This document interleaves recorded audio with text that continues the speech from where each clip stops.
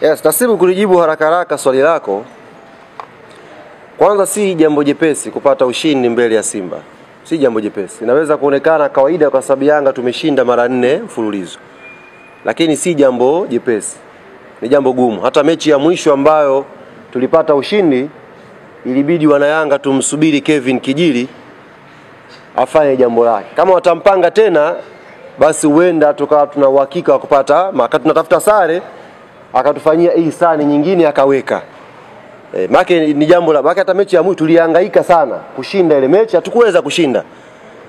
Lakini kwa sababu kuna watu waungwana duniani ambao wanatambua jitihada za watu, wakatubariki kupata matokeo mazuri. Kwa hiyo kama atapangwa ule kijana, you never know, tukaenda kutafuta sare, ukashangaa Pimpini kaitwa nje kaita ndani, Kijili akaweka. Kwa hiyo tunasubiri ihsani, ikitokea kama hiyo tutaikataa, tutaipokea. Ila si jambo jepesi kuwafunga Simba. Ni jambo gumu, lakini tunalifanya kwa maandalizi mazito, maandalizi ya umakini mkubwa, na ndio maana tunafanikiwa kupata matokeo mazuri. Kwa hiyo sisi hatuachi kutaja kwamba sare inatupa ubingwa, kwa sababu sio dhambi. Kwa hiyo tunajua wenzetu wao watakuja kutafuta tu ushindi. Pointi 3. Sasa sisi hatuwezi kwenda pale kama kuku ambaye amekatwa kichwa. Kwa maana wewe lazima uangalie mechi inaanzia kwenye kupanga. Unataka upate nini? Unachokipanga ndicho unakwenda ukifanyia kazi. Kwa hiyo mipango yetu inaanzia kwenye kutazama possibility. Matokeo yakiwa hivi inakuaje? Matokeo yakiwa hivi inakuaje? Kwa hiyo kwenye hii mechi matokeo ina mbili ni favor kwa Yanga, matokeo ya kufungwa ni favor kwa mpinzani. Kwa hiyo sisi tunajiandaa kwenye haya matokeo mawili. Aidha sare au tupate matokeo mazuri inshallah. Tunafahamu ukubwa wa Kariakoo Derby. Tunafahamu ugumu wa kupata matokeo dhidi ya Simba Sports Club, lakini tunafahamu umuhimu wa hizo point kwenye hatima ya ubingwa wa ligi msimu huu. Inaweza kuonekana imetokea kama zawadi hivi kwa mashabiki wa mpira kuipata Kariakoo Derby yenye msisimko wa finali. Hii itokee kwenye ligi nyingine. Unapata Kariakoo Derby alafu ina msisimko wa finali. Kwamba atakayechapika hapo ndio shughuli yake na kuwa imemalizika. Lakini bahati nzuri sisi Yanga tuna faida hizi, maana ili tusilisahau. Muhimu sana hili.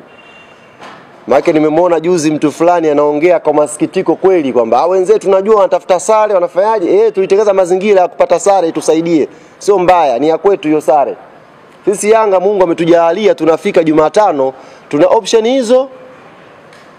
Yaani wakati wenzetu wakitafuta endorsement 3 za ubingwa, sisi hata endorsement 1 tunachukua uchampioni. Kwa sisi tunakwenda kwenye hii mechi akili yetu ikituambia kwamba pointi 1 au pointi 3 zitamfanya Yanga Afrika awe bingwa. Na tunafahamu wenzetu pointi 3 zitawafanya wao mabingwa. Kwa hiyo mechi mkiangalia vizuri, kwa watu ambao kidogo mmepata shule ya mpira, mtakuwa mmeshaona utamu na ugumu wake ulipo.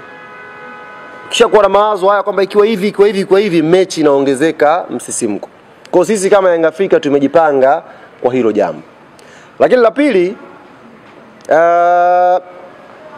sisi upande wa wanachama na mashabiki wa klabu yetu, sisi hii ni mechi yetu.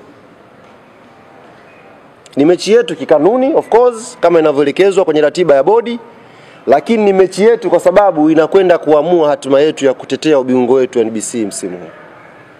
Kwa mimi siko hapa, hiyo kazi ataifanya Karim, kumkaribisha mtu mwingine, na mkaribisha mwana Yanga kokote ulipo, njoo kwenye mechi yetu ya ubingwa.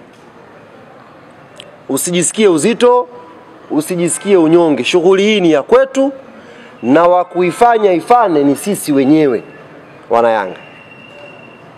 Tukiweza kuifanya Benjamin Mkapa iwe kijani na njano, itakuwa jambo zuri zaidi. Yaani tukajaa ule uwanja wote ukawa kijani na njano, itakuwa jambo zuri zaidi.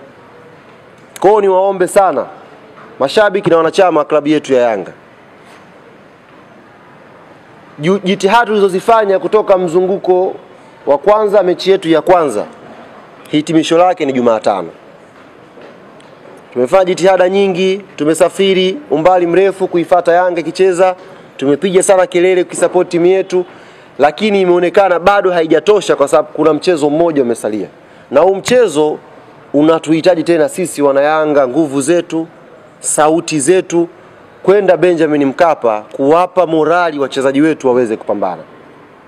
Kwa quality ya timu yetu, kwa uwezo ambao wako nao wachezaji wetu, wakipata support yetu nyuma, tukawaonyesha kwa dhamira ya dhati na vitendo kwamba tumekuja kuwaunga mkono nyie, mimi naamini panapo majaliwa ya Mwenyezi Mungu tutaondoka Benjamin Mkapa siku ya Jumatano tukiwa na furaha. Sasa hii furaha tusiitegee majumbani. Uwanja ni watu 60,000 tu ule.